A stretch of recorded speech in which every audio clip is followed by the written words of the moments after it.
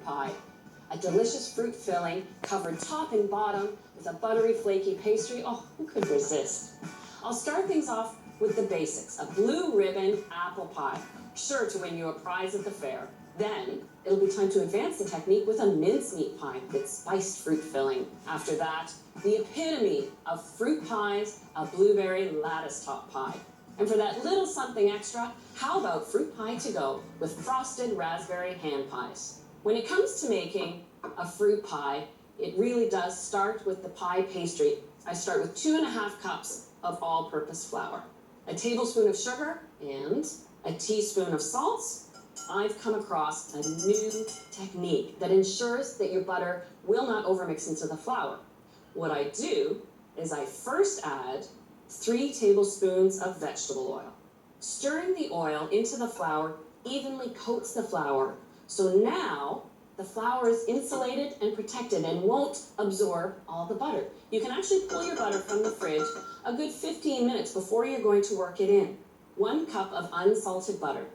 Slightly softened butter actually works in faster, ensuring that flakiness and tenderness in your crust. I like to use a pastry cutter. It's got these simple lines here that evenly work the butter into the flour.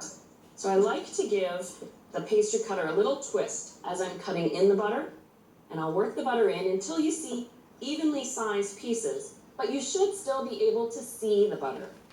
And now it's time to add the liquid, a 1/4 cup of cool water, and a key ingredient is 2 teaspoons of either white vinegar or lemon juice. The acidity contributes to a tender, flaky pastry because it shortens or tenderizes the gluten strands in the flour.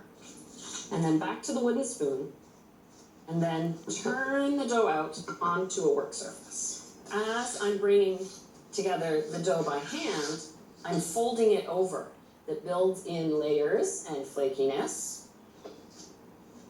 I'll divide it into 2 pieces. You can actually see the flakiness in there. And I'll shape it into 2 evenly sized discs, 1 for the bottom layer and 1 for the important top layer. And now I like to give my pie dough at least an hour to chill in the fridge to set the butter and also relax the gluten so that the pie dough is easier to roll. I'll just put my chilled pie dough out here for a second. I've got 6 cups of thinly sliced apples, the combination of mutsu or crispin apples for that starchiness that gives the apple pie body. I've got gala apples to give it a beautiful appley sweetness, and I've got Cortland to sort of balance the 2 out. What I've discovered works very, very well is to simmer down half of the apples I've sliced, to let some of the juices come out and evaporate. It also concentrates the flavor at the same time. While they're simmering, I'll take care of the sweet filling. So 1/2 cup of granulated sugar and 1/3 cup of packed light brown sugar. Of course, what would an apple pie be without cinnamon? A full teaspoon. And to accent the cinnamon, a 1/4 teaspoon of allspice, and about the same of grated nutmeg. Now let's check on the apples. You can see they've let out some of their juices. They've also cooked down and absorbed some, concentrating that apple flavor. I use the slotted spoon so that way I can leave the excess juices in the pan. I'll add my spiced sugar mixture. When rolling out your pie crust dough, it's a good idea to keep it rotating. It's easier to keep it in that circle shape that way. You want to roll your pie dough to about a 1/4 inch thick, or just a little thinner than that. I've got a 9-inch glass pie plate on a baking tray to catch any drips as the pie bakes. Sprinkle the pie plate with a little bit of flour, and then place the pie dough on top. A common challenge that can happen when making a fresh fruit pie is that all the juices from the fruits soak through the bottom crust. I've got a great tip to fix that. I take a couple tablespoons of regular rolled oats and sprinkle it at the bottom of the crust. Any juices that cook down as the pie bakes are absorbed by the oats and you won't even know they're there. And I just dot the top of the pie with a little bit of butter because that's what Grandma used to do. The top crust is essential on a fruit pie to protect the fruit as it bakes so it doesn't dry out. I roll the top to the same thickness as the bottom crust. And I press the crust on top of the apple filling to make sure it stays in place. Trim away the excess. You want to leave a little bit overhanging. To keep the apple crust secure, tuck it under. To create a classic fluted edge, use my finger and thumb, pinch the crust down, and then pull with the opposite finger. I exaggerate the design because the pie crust will shift in a little bit as it bakes. The final step, an egg wash. So just a whole egg with a few tablespoons of cool water. This promotes an even browning and also a nice shine. And a little sprinkle of sugar and just a little cinnamon stirred in. With a simple pair of scissors, just snip a few openings on the top of the crust to allow the steam to come out.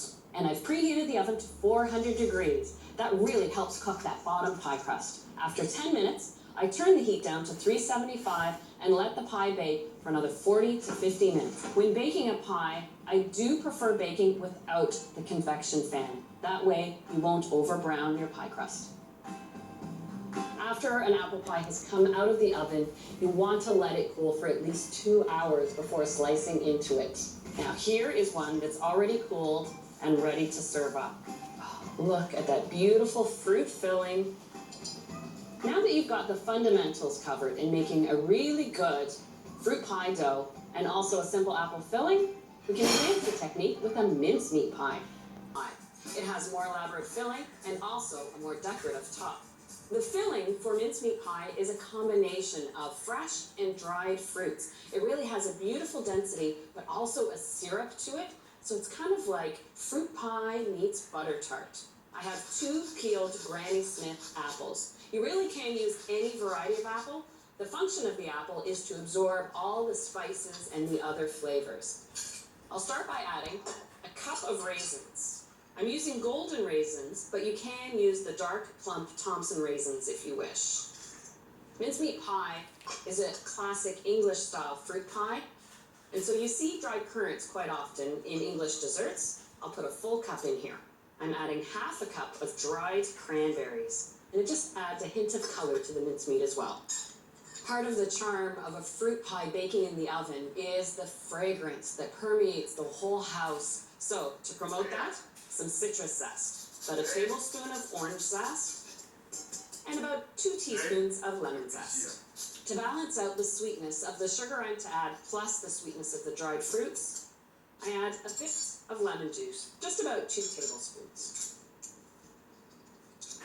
So I've got a 1/4 cup of finely diced, minced, in fact, candied ginger, and the crystallization melts into the other fruits as it sits.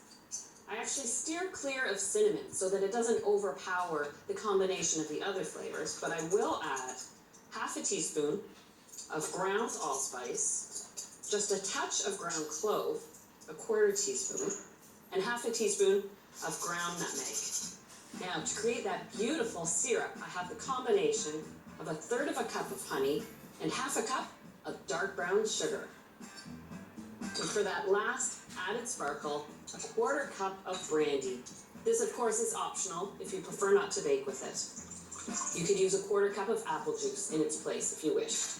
You'll notice there's no meat. So where does mincemeat get its name? Old-fashioned recipes would call for beef suet, but I don't find it's needed. I'll chill this batch down. You want to give it at least 2 hours, but you can make it a full day ahead. It's kind of like starting a fruitcake recipe. I have one that's already had a full day to sit. The apples have become soft and pliable. Look at how the dried fruits have all plumped up. I have a 1/4 cup of melted butter. I'll just stir that in. There we go. I'm using the same double crust pie dough I made earlier. I'll roll the bottom shell out. I do like baking pies in a glass pie plate.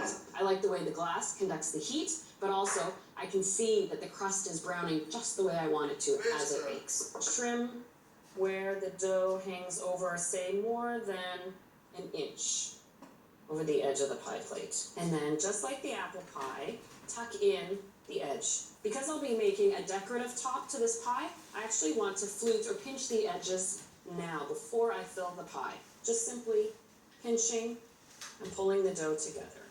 And now I can add in this lovely mincemeat filling and pack that in densely into the pie shell. I'll roll the top layer to the same thickness as I did the bottom, just under 1/4 inch. I'm going to use diamond-shaped cookie cutters. Cut out pieces of the pie dough and then arrange them on top. This accomplishes what you need a top crust to do in a fruit pie. That's to protect the filling that's baking, but also allow space for the steam to escape. I'll just cut out an assortment of the sizes and just arrange them before I start putting them on the pie. I like to use a symmetrical pattern, and I start from the middle and work to the outside. And you want to try and put them quite close together because they will bake in just a little bit. And for that final bit of polish, just like with the apple pie, you want to brush with a little egg wash. I'll use a smaller brush this time, and the finishing touch, turbinado sugar, which is a dry, coarse sugar that shows up beautifully and adds a nice crunch. And always a reminder to bake your fruit pies on a baking tray to catch any drips as the pie bakes. I've preheated my oven to 400. I'll bake the pie for 10 minutes, turn it down to 375, and then bake the mincemeat pie for another 40 minutes.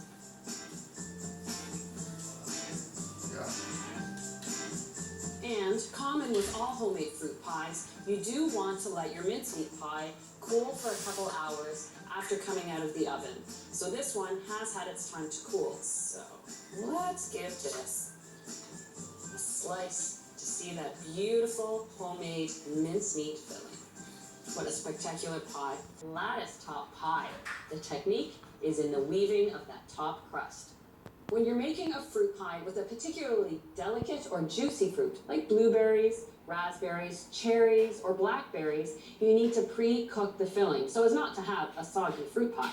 So what I have here are 4 cups of fresh blueberries. It's essential when you're making a blueberry pie that you use fresh blueberries. Frozen blueberries have tougher skins and they'll just never cook out right. So to my fresh blueberries, I'll add a cup of sugar and I'll turn on the heat just to a gentle simmer. Something I like to add to my cooked blueberry filling is a grated apple. The pectin within the apple helps to set the filling. It doesn't take long to cook, about 10 minutes before this comes up to a full simmer and all the sugar has dissolved. To add a little extra flavor, just a bit of lemon zest. You could interchangeably use lime zest and lime juice. You just need about a tablespoon. And lastly, just a little bit of cinnamon, about 1/4 teaspoon. The blueberries are already starting to cook down. It only takes about 10 minutes for the sugar to fully dissolve and the blueberries to soften. So of course, you can't pour this into a pie shell. It would just run everywhere. So you use cornstarch to thicken it. You can't add the powder right to the hot liquid. You have to create what's called a slurry. That's the combination of cornstarch and water. I use 2½ tablespoons of cornstarch. And just add a touch of cool water. At first it's cloudy, keep stirring it, and it'll thicken up. As soon as the first few bubbles break the surface, you can take it off the heat. And I'll pour it into a bowl to cool. You don't want to pour a hot fruit filling into a pie shell or it'll just melt the pie shell. So you have to cool down the filling completely to room temperature. And I have a filling that's cooled completely to room temperature, so we're ready to make our lattice top pie. So you can see as the filling cools, how much it thickens up.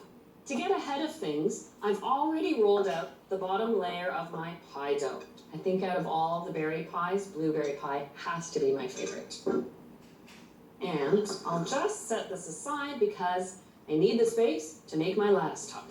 This one I want to shape into a square because I have to cut out those lattice strips. When rolling out your top crust for a lattice top, roll it a little thinner than the bottom crust because they are going to be woven on top of each other. So this is closer to 1/8 of an inch. To cut my lattice strip, I'm going to use a pastry cutter. This is a professional accordion pastry cutter. Of course, you can use a single pastry cutter and a ruler to get the straight lines. I'm going for a strip that's about 1/2 inch across. You want to make sure you have anywhere from 12 to 18 of the strips. And I do the weaving right on top of the pie. So I'll set 8 strips, just all going in one direction, about the same width as the strip itself.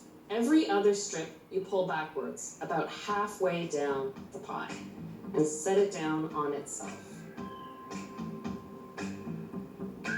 Now you take a strip, place it on perpendicular, and fold those pieces right back over top. Now you take the alternating strips and pull those, stopping where you laid this one across. And then just keep repeating. You don't need a fancy fluted edge to distract you from the beautiful lattice top. So I press gently on the sides to fuse the lattice top to that bottom crust. And I'll lift the pie and take a paring knife, hold the pie up, and in a downward motion, trim off any excess.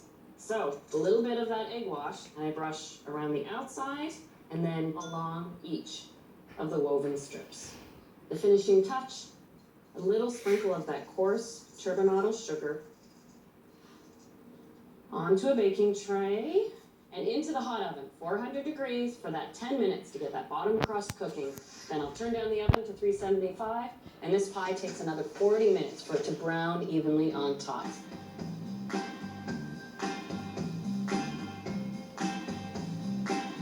A delicate fruit pie, like a blueberry pie, is best served cold. So I have one that's chilled for a few hours. It just makes it so refreshing when it's cold. I love how the lattice work, because it's woven this way, stays in place as it bakes. Look at how well that slices. You can tell it's a homemade filling, and of course the homemade crust on top. This is really a fresh fruit pie to be proud of. Raspberry hand pies, they are just too cute for words. What I've done is taken the half recipe of the double crust pie dough, and that rolls out into 6-inch rounds. So another plus to making a hand pie is you've got easier assembly and a shorter bake time too. I've got 2 cups of fresh raspberries, and I'll add a half of a grated apple. Because these are small individual pies, I don't have to pre-cook this filling. Just a 1/4 cup of sugar, a little sprinkle of cinnamon. As you stir the berries and apple together, you can lightly crush the berries. I'll put a spoonful of the raspberry filling in the center of each of the rounds. Egg wash comes in handy when making any style of fruit pie. What I do is I brush the outside just halfway around of each of the pie dough discs. The egg wash helps adhere the 2 layers of pie dough together. And fold it over and press gently to create a seal. Then, instead of fluting by pinching my fingers together, I simply use the back of a knife, creates that textbook fruit pie look. I've got my parchment-lined baking tray. Just lift these onto the tray. Give the entire hand pie a brush with the egg wash, a little turbinado sugar. And of course, you have to allow the steam to escape. So with a little snip, create some little dents.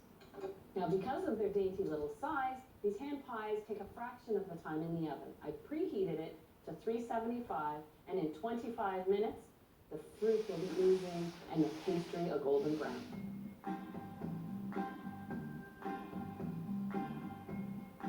Before you frost your hand pies, you want to make sure you cool them completely to room temperature, which I have here. And look at all that beautiful raspberry goo.